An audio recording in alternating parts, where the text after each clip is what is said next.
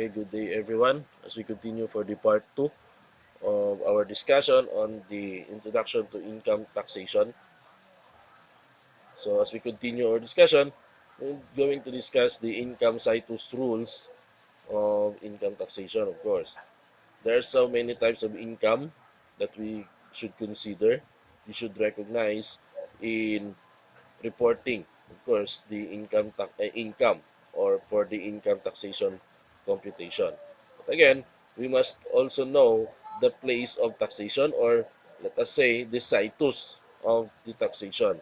For the first part, of course, there are interest income, royalties, rent income, and service income.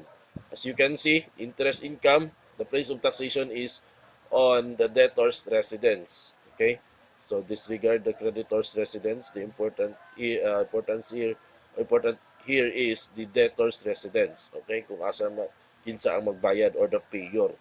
Of course, if the payor of course is in the Philippines, of course, we can say that the income for that is for the within the Philippines also. Now, next would be the royalties. Okay, royalties of course were that intangible. Let us know that the royalty of course is an income, which is also a passive income, but again it is not, or it is not having a tawag ani personality na pwede na siya magunitan. Of course, the royalty is an intangible. Okay? The royalty has no physical appearance. Let us say for that. Of course, there is where the intangible is employed. Again, next, for the rent income, of course, if the rent income, medyo usually yun, nakita na to siya is commonly would be the real properties. Of course, in that case, location of the leased property. Of course, sir, pati ba personal properties? Yes, personal properties, of course, as an example, for a uh, rent income from the car rental, mga car, mga personal properties, mga movable properties. Okay? So, in that case, of course, pag mga registered or owned na siya, of course, or registered here in the Philippines, that is the location of the leased property. Of course, the rent income should be, let us say, within also the Philippines. Okay. Next would be the service income. It is, of course, for the place of taxation, it is placed where the service is rendered. So, you can say the CPAs, mga professional income, okay, service income of the CPA, example, of course, rendered here in the Philippines, it is already an income here in the Philippines. Of course, there is an illustration for that, for this four part, or the first four, for the interest income, royalties, and rent income, and the service income. Okay, so let us have an illustration for that. A taxpayer had the following income: interest income from deposits in foreign bank, 300,000 pesos. Interest from domestic bonds. Take note of domestic, so that is from the domestic corporation generally, 50,000 pesos. Royalties from books published in the Philippines, 100,000. Rent income from properties abroad. The lease contracts were executed in the Philippines, 150,000. Take note, but the properties are on abroad. Next, or the last, would be the professional fees for services rendered in the Philippines to non-resident clients. Of course, you have received any US dollars as uh, paid payment of the client for the service rendered of, let us say, a Filipino citizen. Okay? 400,000 pesos. Okay, converted na siya. For the computation of the taxpayer's income based, of course, on the situs or the place of the taxation, taxpayer's income is computed as follows. Interest income on foreign deposits, take note, foreign deposits, foreign bank, okay, 300,000, of course, without the Philippines or outside of the Philippines. Okay, as you can see, interest income or interest from domestic bonds, of course, domestic corporation here in the Philippines, that should be considered as an income within the Philippines. And royalties from books in the Philippines, of course, the books published here in the Philippines, of course, that is considered within the Philippines income. Rent income on foreign properties. Okay? As you can see, the situs of that would be abroad. Of course, the property list would be located at abroad. Okay, 150,000 pesos. And for the last would be the professional fees. Okay, professional fees, 400,000 pesos for the professional fees for services rendered in the Philippines. Okay, even though you have a non-resident clients, but again, once na-render siya here in the Philippines, that is an income here in the Philippines, 400,000 pesos. So you can see the total income within the Philippines is 550,000 and an income outside in the Philippines is 450,000. And for the world, for as the total, 1 million pesos. Okay? Sir, anong kailangan man siya i-separate? Of course, if we should know the situs. Why? There's so many instances that the tax rates changes or varies, okay, or depends on the situs of taxation. That is why we need to know the income or a certain individual or a certain, of course, taxpayer, uh, and of course, where is that income came from, okay, if it is within the Philippines earned or with outside of the Philippines earned. Okay? So, usually, may mga iba-iba silang mga tax rates pag once na mag-differ ang place of tax income. Okay?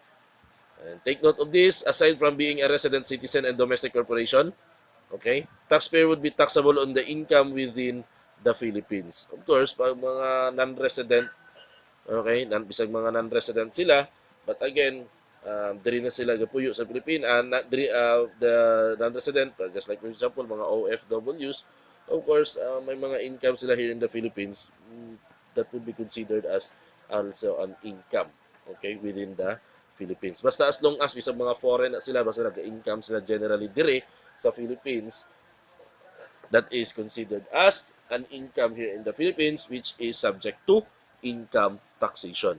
Okay? Next would be gain on sale of properties or mga gains, okay?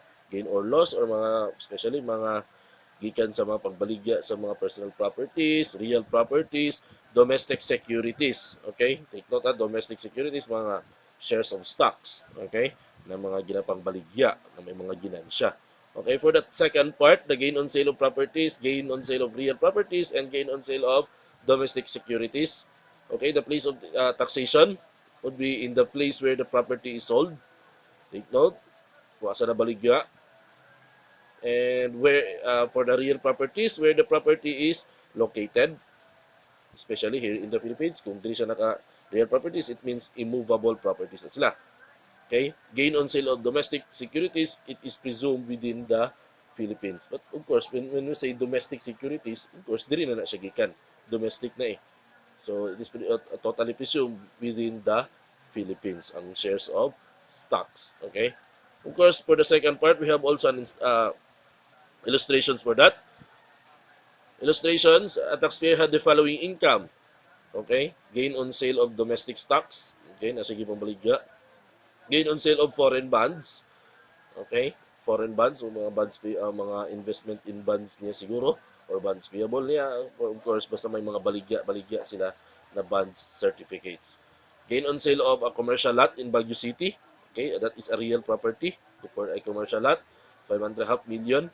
Gain on sale of a car, personal properties on Ontario, Canada. Of course, let us assume that the car in Ontario, Canada is also registered in Canada. Okay, Ontario, Canada, 200,000 pesos.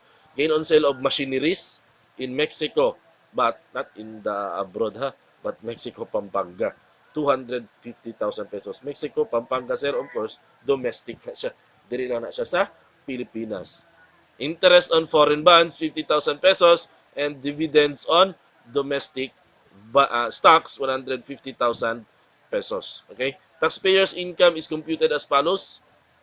As you can see, gain on sale of domestic, dapat nasa sa within the Philippines, of course, domestic stocks siya eh. And gain on sale of foreign bonds, so dali lang kayo siya pag here in the Philippines, within. Pag outside the Philippines, of course, without or outside the Philippines, income. Okay, Mexico, Pampanga, 250,000. So, medyo dali lang. Foreign, basta may mga foreign na mga term or the country is a foreign country, of course, that is an income outside the Philippines. As you can see, the total income, okay, earned within the Philippines is 1.1 million or 1,100,000 pesos and outside the Philippines, 350,000 pesos. So, dali lang kayo identify. So, medyo di pa kita maglisod just because this is only a basic, okay, identification of income for us for sa next mga succeeding chapters na to. Of course, sa pag-compute na nato siya sa mga or application of the tax rates now, di na ta maglisod. Okay? Kay ganuman kabalo na ta mag-identify sa mga income or classify sa mga income within and outside the Philippines. Okay? And of course, tax rates ang atong problemahon unsa ang mga corresponding tax rates just in case that income is already identified or classified. Okay? Next, for the merchandising income, okay? So that is for the part 3 type of income, merchandising income, of course, where the property sold or where the goods sold. Okay? So, kung asa na baligya. Okay? It is not where the property is located. The important thing here is, or the keyword here is, property sold. Okay? Kung asa na baligya. Okay? Let's have also an illustration for that. Just for example, if your source of gross income, okay, take note, gross purchased, a goods purchased and sold within 200,000 pesos, goods purchased within and sold abroad, okay, and goods purchased abroad and sold within. So take note ha, ang sold inyong bantayan diya, goods purchased and sold abroad. Okay, sold abroad. Okay, income are computed as follows, okay? Where the property is or where the goods is sold. So, first item for the 200,000 sold within. So, of course, income within the Philippines. But purchases, okay, purchased within but sold abroad, of course, that is an income outside the Philippines or without. Next, for the purchase abroad, even though that is purchased abroad, but the goods or the property sold is within the Philippines, of course, that is an income within also the Philippines. And of course, the purchased and sold abroad, kita ninyo, abroad sa gibaligya, number 1, of course, last number, of course, last item, 350,000, of course, that is an income outside the Philippines. Okay, klaro man siguro, the total income within the Philippines, 350,000, and the income outside the Philippines is 450,000 pesos. So, dali lang siya timanan. Okay? Basta goods, of course, where the property is sold. Pag the properties, mga gain on sale, of course, where the property is located. Okay? So, next would be the manufacturing income. Of course, the place of taxation is for the manufacturing income where the goods are manufactured and sold. Sir, how about iba ang manufactured, iba ang sold? Okay? Kung asa siya makita. Of course, we have our illustration for that. For the manufacturing income, basta take note lang, basta manufacturing, manufactured, and sold ang iyang place of taxation. Okay? Let's see for the illustration of the manufacturing concern income. Butuan Incorporated manufactures goods and sells them through its branch. Butuan bills its branch at established market prices. Butuan reported the following gross income. Okay? Let's say home office and branch. Okay? Sales, of course, for the home office, 4 million. Branch, 2 million. Total, 6 million pesos. Cost of goods sold or cost of sales, 2.4 million for the home office and branch 1.2 million and for the total 3.6 million. So you can see the home office gross income is 1.6 million and for the branch 800,000 pesos and for the total 2.4 million pesos. Okay? The following shows the situs of the gross income of Butuan under each of the following scenario. Okay? So independent scenarios ni sila, di sila magka-related. Mga parehas. Of course, scenario number 1, home office. Okay? Gi-manufacture siya from the home office and gibaligya siya in the Philippines or in the branch. Okay? Nakita ninyo siya. or I mean ang home office niya, of course, manufactures goods and sells them through its branch. Okay? Ano lang, manufacture siya in the home office, but gibaligya siya in the branch. Okay? So, how about the location? Home office niya or manufacture siya in the Philippines, but gibaligya siya in the Philippines. The same. So, the total income or gross income, 2.4 million pesos. Home office, of course, manufacture, sa siya manufacture, sir, kinahanglan siya ibulag? Yes. Ibulag ginin siya ang na-manufacture sa yahang sa tawag na to ani, yahang ano asa siya gisold generally. Okay? Next. Sir, scenario number 2, abroad lang po siya. Sa abroad siya gi-manufacture, sa abroad po siya gi-baligya. So, wala tayong income for that. That is already an income outside the Philippines. Okay? For the scenario number 3, how about gi-manufacture sa home office, but gibaligya siya abroad. So, of course, that's the time na i-separate ninyo siya. Okay? The income within the Philippines, of course, for the manufacturing, 1.6 million, and outside the Philippines, 800,000 pesos. Okay, branch siya baligya or sa abroad siya baligya. And again, for the scenario number 4, yung manufacture sa abroad but gibaligya siya here in the Philippines. Okay, si branch ang nagbaligya, ang branch niya naa sa Philippines. But again, ang income niya abroad, 1.6 million pesos, dito lang to siya. And again, our income here in the Philippines, 800,000 pesos. Subject to income taxation. So, dali lang man siya. Manufacturing and sold or selling lang ang inyong bantayan. Okay? Next, for assuming, okay, let us have another illustration, continuation. Assuming production is conducted by a parent. How about parent subsidiary? Okay, corporations na sila, dili home office o branch accounting or branch system, but a parent subsidiary corporation siya. How about what if that is the scenario? Okay, assuming production is conducted by a parent and distribution or selling is conducted by its subsidiary corporation. Okay, as you can see, the same lang dyan po ng illustration, naglahi lang parent o subsidiary. Okay? The gross income recognized by each corporation is taxable to each corporation. Take note, may sariling identity si parent, may sarili pong identity si subsidiary. Okay? May iba, isa-isa sila juridical personality as a corporation. Okay? So the gross income, again, the gross income recognized by each corporation is taxable to each corporation because each corporation is a separate taxpayer. But of course, we all know that. Okay, separate juridical tawag na to juridical personality. Unlike sa office, take note unlike sa office o home office and the branch, we can say isa lang sila og taxpayer. Okay? Isa lang sila nga taxpayer. Naka-branch lang ang isa. Okay? So iba ang home office og ang home office transactions or home office accounting system, and of course for the parent subsidiary accounting system, iba na sila. Okay? The situs or the place of taxation shall be the place of sale without regard to the seller or the supplier. Basta corporation to corporation lang.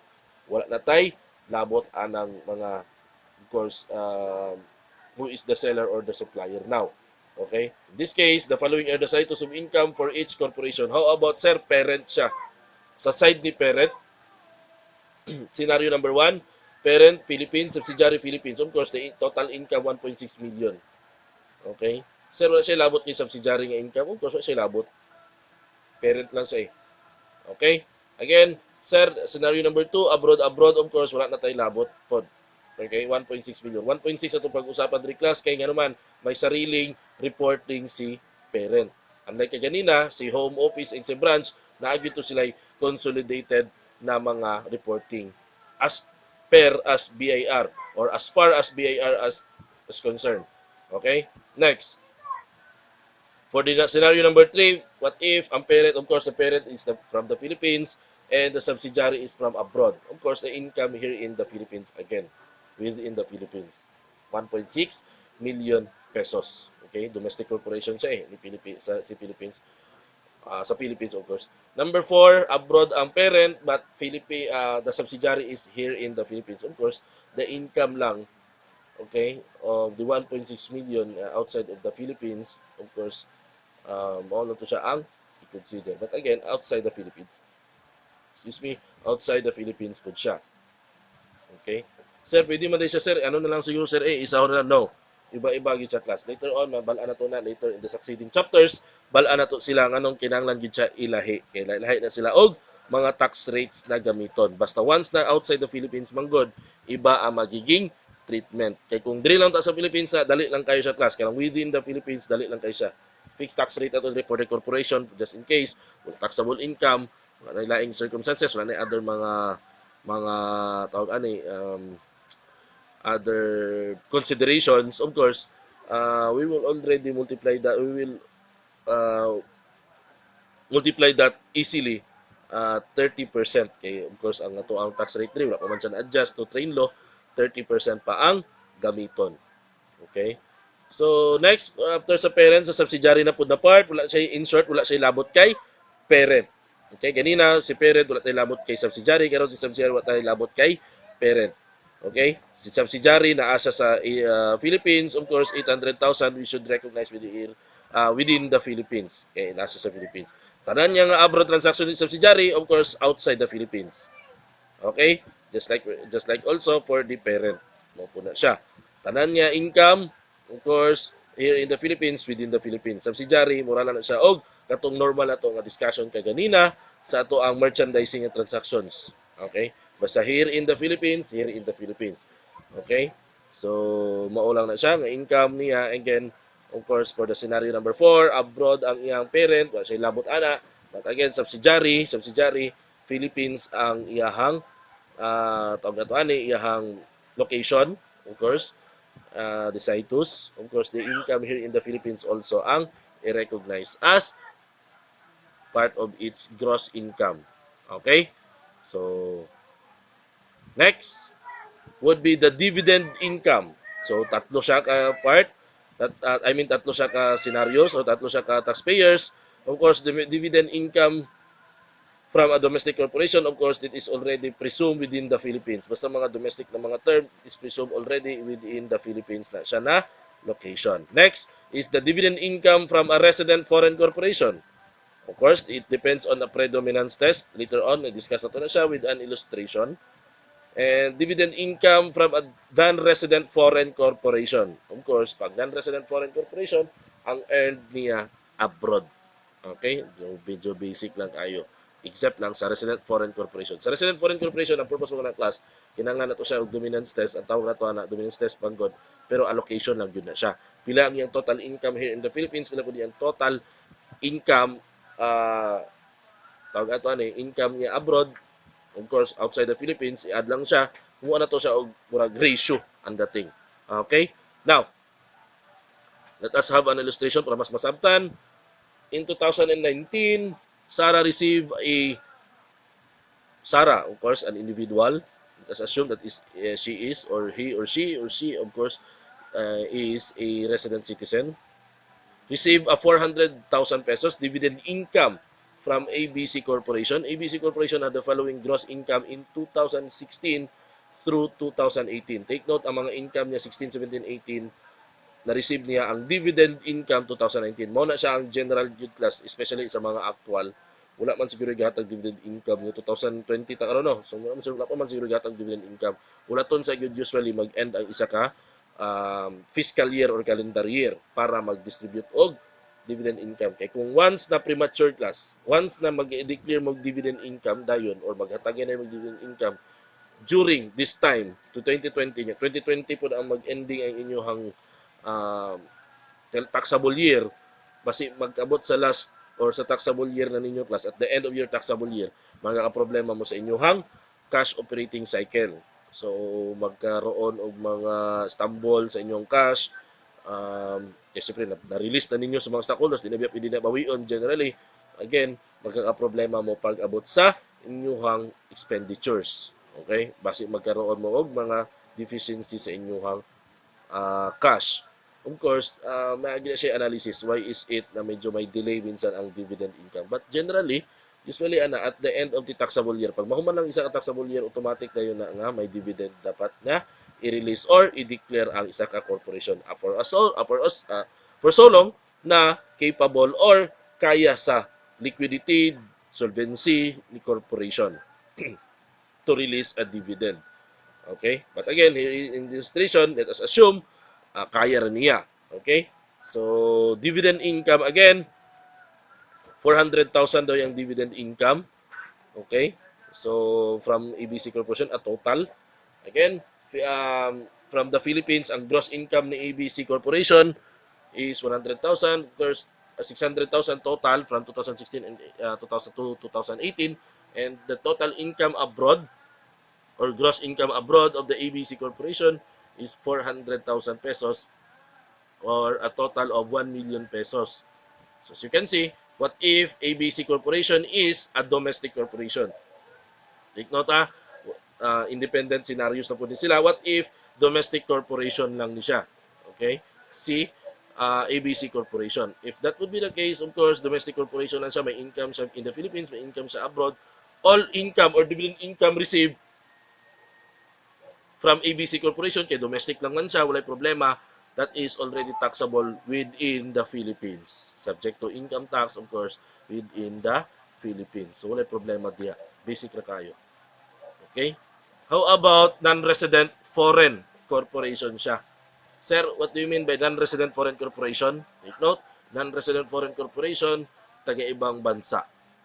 Okay? Of course, the 400,000 pesos, wala man kay labo, walay labot ang Pilipinas sa iyang income dito sa walay labot si BIR or the government, walay labot sa iyang income in here in abroad.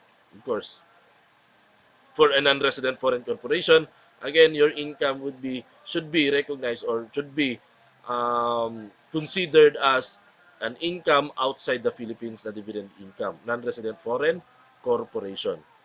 Okay? Next, for the resident, what if, letter C, resident foreign corporation, as what if for the predominance test, using the predominance test, take note ginagamit ng predominance test pag resident foreign corporation. Okay, kung non-resident foreign corporation, ang income raman yun niya sa Philippines, ang gina-consider ang abroad what ilabot. But again, atong issue diri is ang 400,000 na dividend income ni Sarah. Okay? Ni Sarah. Okay? Taxpayer, kinsa ni taxpayer diri sir? Usually ang taxpayer diri is of course si Sarah. Okay? Si Sarah ang mag-report ani nga income. Take note again, resident foreign corporation using the predominance test, gross income ratio 600,000 as ang gikuha sir. Of course, the total income from 2016 and to 2018 from the Philippines, 600,000. Of course, 60%, that is 60% already. Of course, if over the world or over the total income of the Philippines plus income abroad. So 1 million man siya, di ba? So ang iyang ratio 60% and the ratio of the abroad is 40%. Okay? So ang income within the Philippines class, paano siya? Of course, pila ang iyang dividend income? 400,000. If that is, of course, that is 400,000 times lang ninyo siya sa 60%, of course. So 60% kay mo na iyang income here in the Philippines. Of course, 240,000. Take note, may rulings na siya klasa. Ang predominance test may rulings na siya. Okay? Pag 50% abot siya, pataas,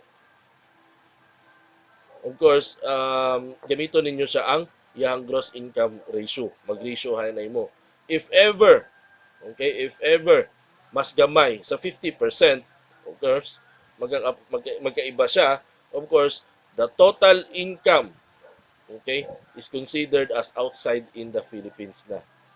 Okay? Or the total dividend income received. Of course, makita na ito na. Letter C sa Balikta, of course, the difference between the 400,000 less 240,000 is 160,000. Of course, the remaining balance or the 40% of the 400,000 pesos is income earned outside the Philippines. Again, balikta sa letter D, resident foreign corporation. How about sa iyang test niya is 49% or supposing that the ratio is 49% for the Philippines, of course, no need na siya nga i-multiply. The total income or dividend income received by Sarah, of course, automatic that is an income outside the Philippines. Again, pag less than 50%, take note, pag less than 50%, of course, gamito na ninyo ang total. Mura na siya kanang disregard. Disregard na ang yahang magiging partition or allocation ng within and outside the Philippines pag below 50%. But again, pag pataas, 50% pataas, of course, allocate lang siya within, without. So, mo lang na iyahang generally pagkakaiba. Okay? So, next. So, I think, wala naman po siguro. So, all in all, na-discuss na natin siya ang types of income or income situs rules. Okay? So, for the next discussions, of course, as we open our discussion, for discuss this, for some clarifications and questions, I want you to ask and I want you to know also your reactions of these discussions. Okay? So, let's discuss this later. Thank you.